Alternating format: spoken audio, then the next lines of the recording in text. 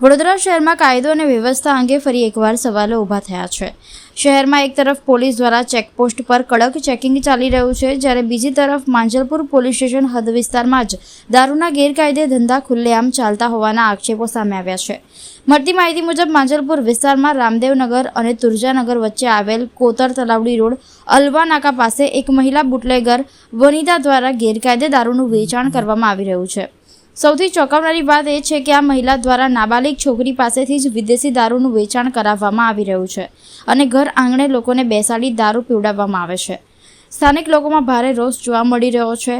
લોકોનો આક્ષેપ છે કે વિસ્તારમાં ભારતીય બનાવટના વિદેશી દારૂનું ધૂમ વેચાણ થઈ રહ્યું છે, છતાં પણ પોલીસ કોઈ અસરકારક કાર્યવાહી કરતી નથી।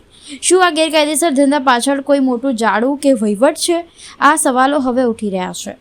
એક તરફ શહેરમાં સ્થાનિક સ્વરાજની ચૂંટણીનો માહોલ જામ્યો છે અને પોલીસ દ્વારા શંકાસ્પદ તત્વો પર કલમ 151 હેઠળ કાર્યવાહી કરવામાં આવી રહી છે, ત્યારે આવા ખુલ્લેઆમ ચાલતા દારૂના ધંધા સામે શું પગલાં લેવાશે તે જોવાનું રહ્યું। કાયદા મુજબ ગુજરાતમાં દારૂના વેચાણ અને સેવન પર પ્રતિબંધ છે અને આવા ગુનાઓ માટે ગુજરાત પ્રતિબંધ અધિનિયમ હેઠળ કડક સજા અને દંડની જોગવાઈ છે। ખાસ કરીને નાબાલિગોને દારૂના વ્યવસાયમાં જોડવું વધુ ગંભીર ગુનો ગણાય છે। હવે જોવાનું રહ્યું કે આ અહેવાલ બહાર આવ્યા બાદ પોલીસ તંત્ર જાગશે કે નહીં, કે પછી દીવા તળે અંધારું જેવી સ્થિતિ યથાવત રહેશે। અમારી ન્યૂઝ ટીમ દ્વારા આ મુદ્દે વધુ તપાસ ચાલુ છે અને ટૂંક સમયમાં સંબંધિત વિસ્તારોના વિડીયો પુરાવા સાથે વધુ ખુલાસા કરવામાં આવશે।